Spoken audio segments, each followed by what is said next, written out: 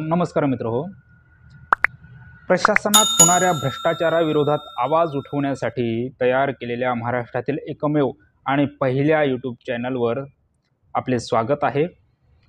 तुम्हाला भ्रष्टाचारासंदर्भात कुठलीही माहिती हवी असेल तर खाली दिलेले सबस्क्राईब बटन दाबा, बाजूचे घंटेचे बटन दाबा, जेणेकरून पुढील वेळेस ज्यावेळेस मी व्हिडिओ तयार करेन त्यावेळेस आपोआप तुम्हाला नोटिफिकेशनद्वारे ती माहिती मिळत जाईल. परत परत सर्च करण्याची गरज राहणार नाही. आजचा विषय आहे बँकांमध्ये आपण जेव्हा सर्वसामान्य लोक जात असतो तिथं आपल्याला वेगवेगळ्या समस्यांना तोंड द्यावं लागतं, पण आपल्या तक्रारी ऐकून घेतल्या जात नाही.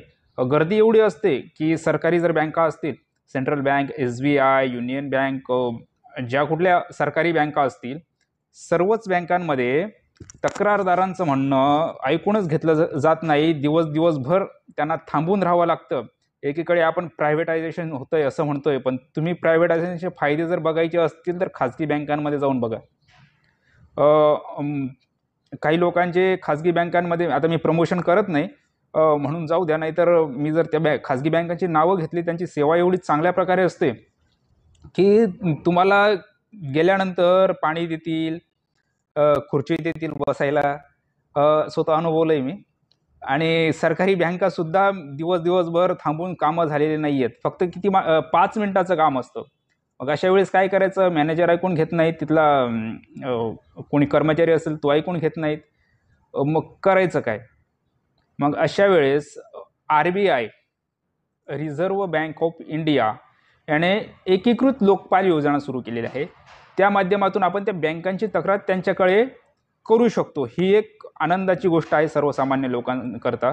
नाही तर सेंट्रल बँक जी आहे, विशेषतः सेंट्रल बँकेचा तर आम्हाला खूप अनुभव वाईट प्रकारे आलेला आहे. शेवटी आम्हाला ते सेंट्रल बँकेची खाती बंद करावी लागले. तसंही आमच्याकडे, म्हणजे माझ्याकडे तर पैसे नव्हतेच, जवळपास 1000-1200 रुपये त्या बँकेत असतील, ते पण काढून घेतले. काय करणार? तर ते पण शिष्यवृत्तीचे आले होते माझे. शाळेत जी शिष्यवृत्ती मिळाली होती मला 11वी-12वीला असताना, ते पैसे आले होते, 900-1000 काहीतरी असतील, तेच याचे होते. पण व्यवहार करताना आपण 100-200 असं काहीतरी व्यवहार करत असतो. आपण काही एवढे श्रीमंत नाहीत की हजारोंचे व्यवहार करणार आहोत. 100-500 एवढेच आपले व्यवहार असतात सरासरी. गरिबांसाठी तेवढंच हे असतं. आणि खाजगी बँकांमध्ये 10,000 रुपये, 5,000 रुपये फी असते, म्हणून आपल्यासारखे तिथं लोक जाऊ शकत नाहीत. पण सरकारी बँकांमध्ये आपण जातो, पण आपलं ऐकून घेतलं जात नाही. आणि म्हणूनच RBIने एकीकृत लोकपाल योजनेद्वारे तक्रार घेण्यास सुरुवात केलेली आहे. ते हे काय प्रकार आहे? एकीकृत लोकपाल योजना RBIच्या आयोगाने काढली, ही नक्की काय प्रकार आहे याची माहिती सर्वसामान्य लोकांपर्यंत पोहोचवण्यासाठी हा व्हिडिओ जरूर शेअर करा. कारण तुमच्याकडे तुमच्या खात्यामध्ये पेन्शनचे पैसे पडत असतील, अटल पेन्शन योजना अजून आले नसतील, पण संजय गांधी निराधार योजना असेल, इंदिरा गांधी वृद्धापकाळ योजना असेल, दिव्यांगांचे पैसे असतील, विधवा महिलांचे पैसे असतील. कारण आपल्यासारख्या सर्वसामान्य गरीब लोकांचे असेच पैसे येत असतात सरासरी, किंवा शेतकऱ्यांचे 6,000 रुपये ते काही मिळतात. शेतकरी तर मोठे लोक असतात, आपल्यासारखे मजूर नसतात ते लोक, पण त्यांचेही 6,000 रुपये येत असतात. मग असे काही प्रकार असतील तर त्यांना त्या संदर्भात जर काही तक्रारी असतील त्या कशा कराव्यात, कुठं त्यांच्या समस्यांची सोडवणूक केली जाईल, हे जर तुम्हाला प्रत्येकापर्यंत ही माहिती पोहोचवायची असेल तर हा व्हिडिओ जास्तीत जास्त शेअर करा. लोकांना सांगा की असा प्रकार आहे आणि आपण आपल्या समस्या सोडवून घेऊ शकतो. तर या संदर्भात या व्हिडिओमध्ये मी पूर्ण माहिती देणार आहे. पूर्ण व्हिडिओ संपेपर्यंत बारकाईने बघा. एक ओळ इथं महत्त्वाची असणार आहे. काही गोष्टी तुम्हाला कदाचित समजणार नाहीत, तर जी गोष्ट समजली नाही तर तुम्ही कमेंटमध्ये विचारू शकता. मी तुम्हाला उत्तर देईन की तुम्हाला नक्की कुठं अडचण आली म्हणून.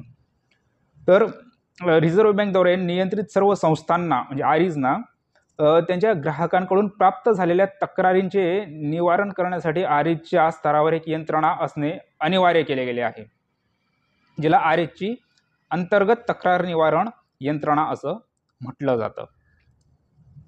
रिझर्व्ह बँकेने रिझर्व्ह बँक एकीकृत लोकपाल योजना 2021 म्हणजेच RBIOS च्या माध्यमातून आपल्या आरीजद्वारे प्रदान केलेल्या सेवांमधील कमतरतांशी संबंधित ग्राहकांच्या तक्रारींचे निवारण करण्यासाठी एक जलद आणि निःशुल्क पर्यायी तक्रार निवारण यंत्रणा स्थापन केली आहे.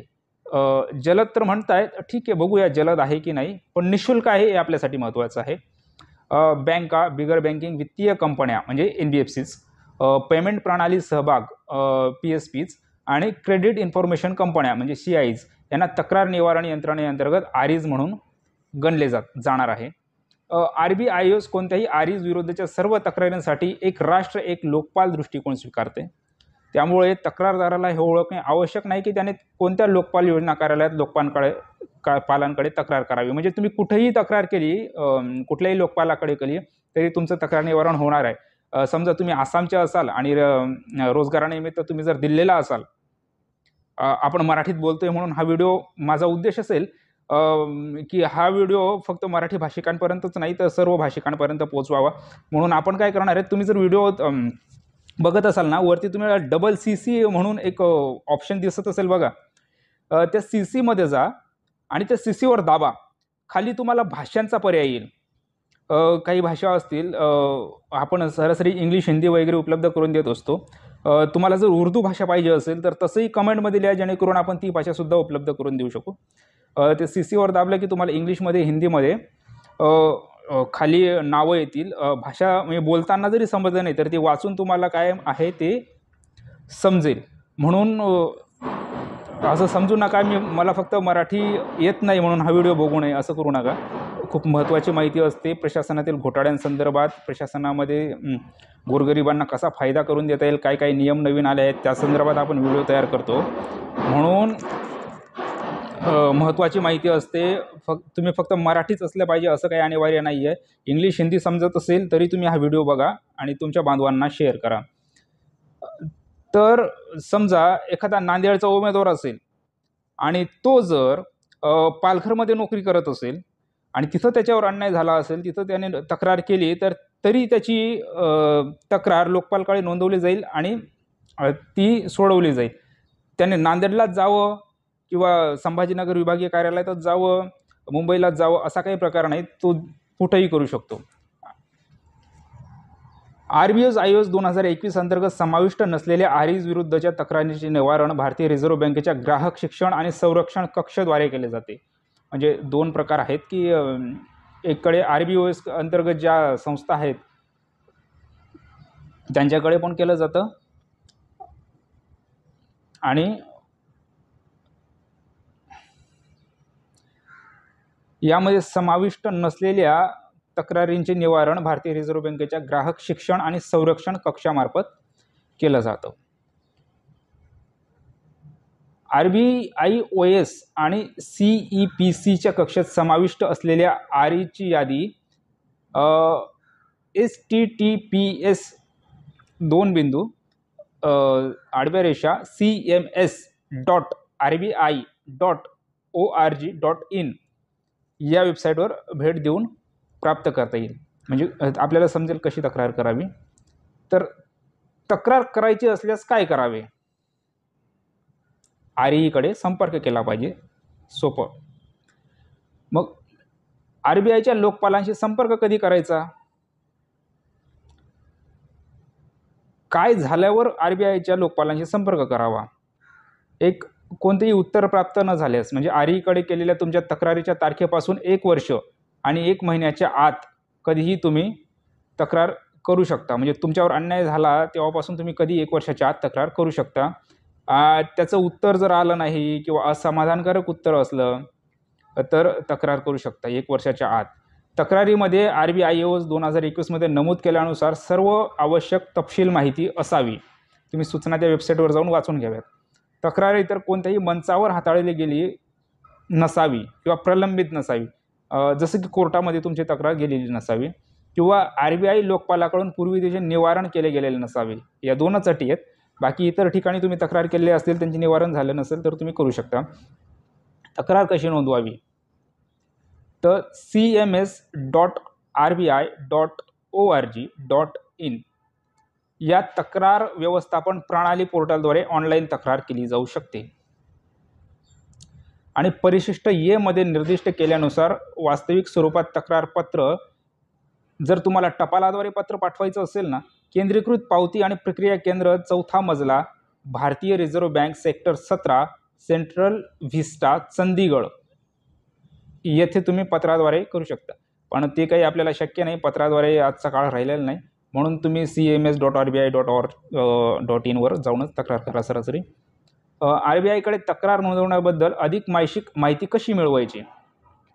कोणतीही व्यक्ती RBIच्या तक्रार निवारण यंत्रणेबद्दल माहिती स्पष्टीकरणासाठी आणि तक्रार दाखल करण्यासाठी आधी दाखल केलेल्या तक्रारीच्या स्थितीचा मागोवा घेण्यासाठी RBIच्या संपर्क केंद्राशी संपर्क साधू शकते.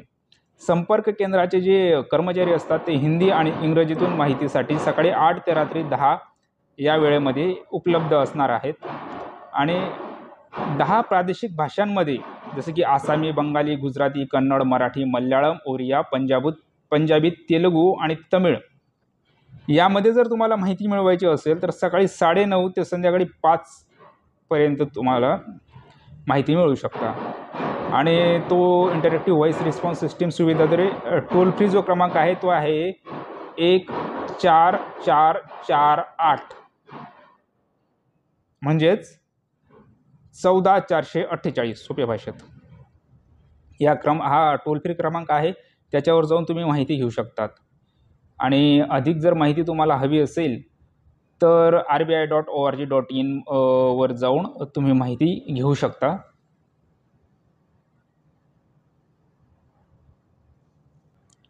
तुम्हाला जर DICGच्या विरुद्ध तक्रारीसाठी सर्वसामान्य नागरिक खालील पत्त्यावर ईमेल ID वर तक्रार नोंदवू शकतात.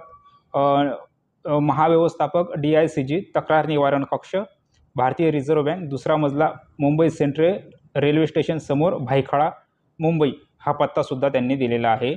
अशा प्रकारे तुम्ही तक्रारी करू शकता बँकांच्या. बँकेला लंच टाईम नसतो बरं, हे पण सांगून ठेवतो आधीच याच व्हिडिओमध्ये, जेणेकरून एखाद्या बँकेमध्ये तुम्ही गेलात, विशेष सरकारी बँकांमध्ये, त्यांनी जर सांगितलं आमचे कर्मचारी जेवायला गेले, तुम्ही तक्रार करू शकता. बँकेला लंच टाईम नसतो, त्यांचं जेव्हा जमेल तेव्हा ते डबा खाऊन येऊ शकतात. कारण बऱ्याच कार्यालयांमध्ये काय होतं की जेवणाची सुट्टी रद्द झालेली आहे 5 दिवसांचा आठवडा केल्यामुळे.